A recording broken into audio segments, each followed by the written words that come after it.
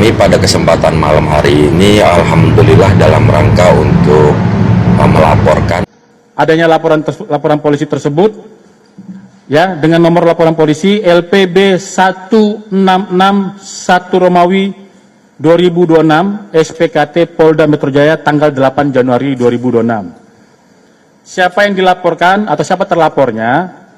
Terlapornya adalah saudara PP, seorang laki-laki. Ya. Saudara PP. Nah, di sini saudara RARW itu melaporkan tentang berkaitan dengan pernyataan dalam sebuah acara bertajuk tanda kutip mens rea. Kami ulangi laporan tentang Deddy Mulyadi luruskan Panji Pragiwaksono, komika terhebat di Indonesia. Panji, Pak Deddy Mizwar dan Pak Deddy Yusuf waktu nyalonin jadi gubernur malah nggak kepilih. Pak Deddy Mizwar dulu pasangannya sama saya loh, calon wakil gubernurnya.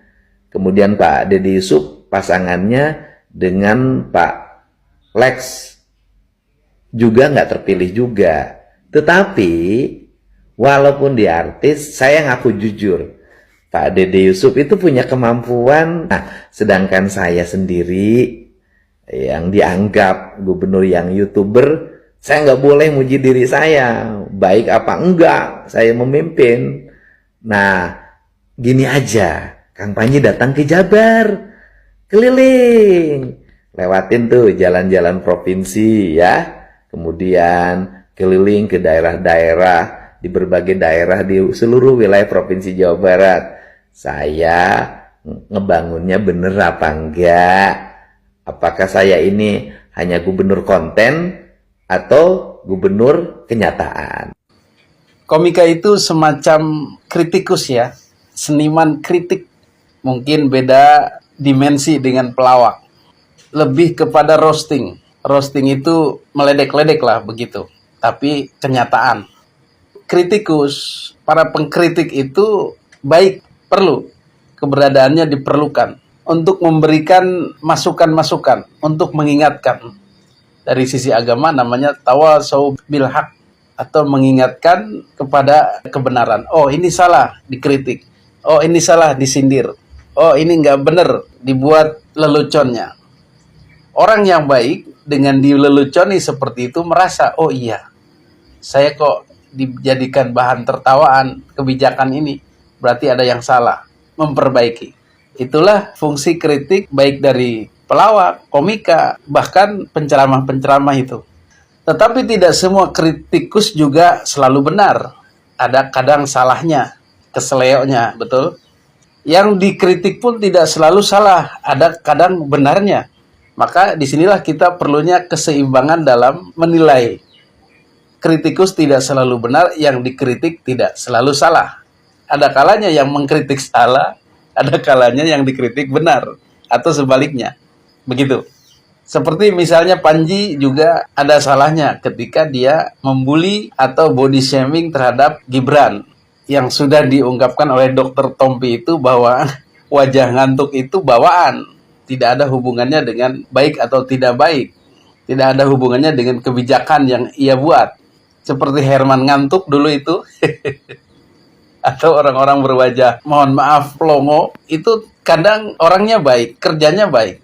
Tetapi kalau dibuat candaan body shaming, itu juga salah. Karena itu fisik ya. Seperti misalnya Panji membuat candaan lelucon, merosting cara jalannya pejabat tertentu. Misalnya Jingjet atau Lurah, luhur sabelah.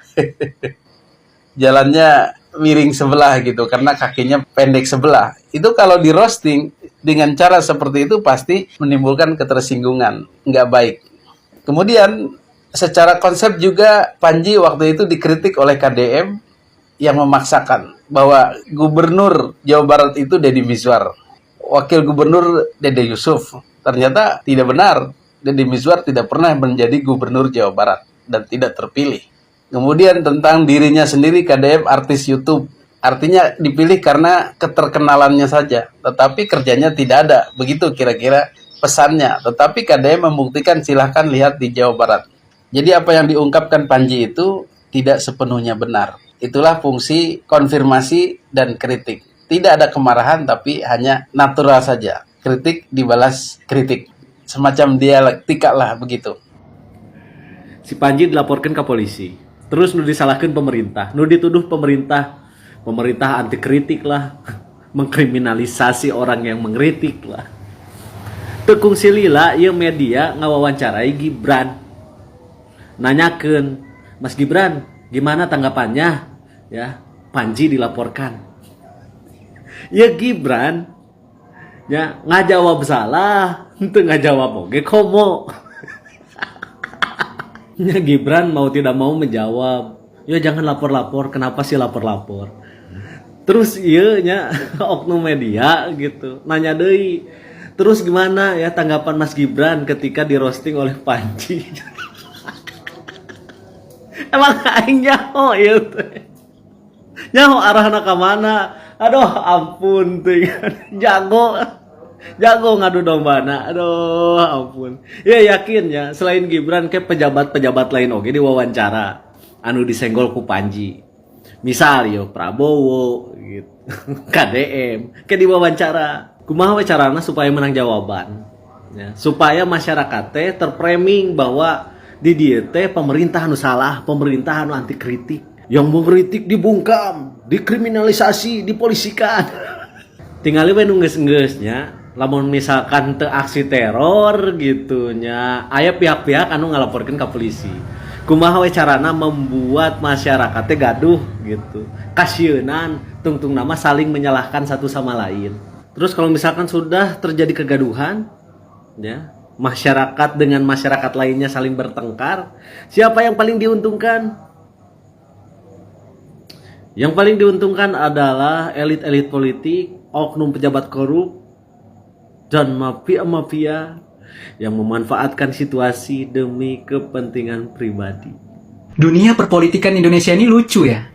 Gibran yang hanya diam dan fokus bekerja dianggap langak plongo. Sementara King Deddy yang hanya menebar janji dan hanya hadir di masalah yang viral-viral doang, malah dipuja-puja. Ada laporan soal Panji yang kemarin di Mensrea, tanggapannya apa Mas? Gak usah lapor-lapor lah.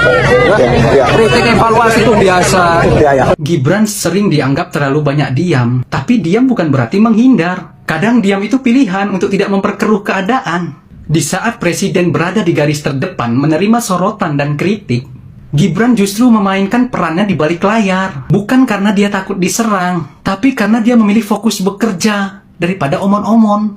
Bahkan ketika dirinya direndahkan di ruang publik, dan responnya pun tetap sama. Diam, tenang, tidak reaktif, dan fokus bekerja. Ini yang jarang disadari. Tidak semua pemimpin harus menjawab setiap hinaan.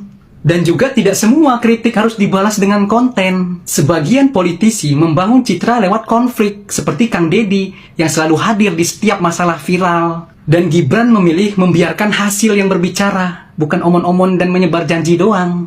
Inilah pernyataan dari Panji Pragiwaksono yang dilaporkan oleh Angkatan Muda Nahdlatul Ulama dan Aliansi Muda Muhammadiyah. Cek videonya. Politik balas budi betul. Ada yang ngerti politik balas budi? Gua kasih lu sesuatu, tapi lu kasih gua sesuatu lagi. Emang lu pikir kenapa NU sama Muhammadiyah bisa ngurus tambang? Kenapa kira-kira? Karena diminta suaranya, gua kasih sesuatu yang lu suka. Happy lah. Ormas agama ngurus tambang, happy lah. Dan biar kita adil, sebenarnya nggak cuma ormas Islam aja. Semua ormas agama ditawarin. Tapi agama lain nolak. Ormas Islam, alhamdulillah, rezeki anak soleh. Masa ditolak? Ini pasti karena... Jadi, itulah tadi pernyataan dari Panji Pragiwaksono yang dilaporkan oleh Rizky Abdul Rahman Wahid sebagai pelapor yang merupakan Presidium Angkatan Muda NU. Mengatakan materi komedi yang disampaikan Panji dinilai menghina, menyebabkan kegaduhan, serta berpotensi memecah belah masyarakat. Lanjut, beliau juga mengatakan bahwa Panji merendahkan, menfitnah, dan cenderung menimbulkan kegaduhan di ruang media, serta memecah belah bangsa.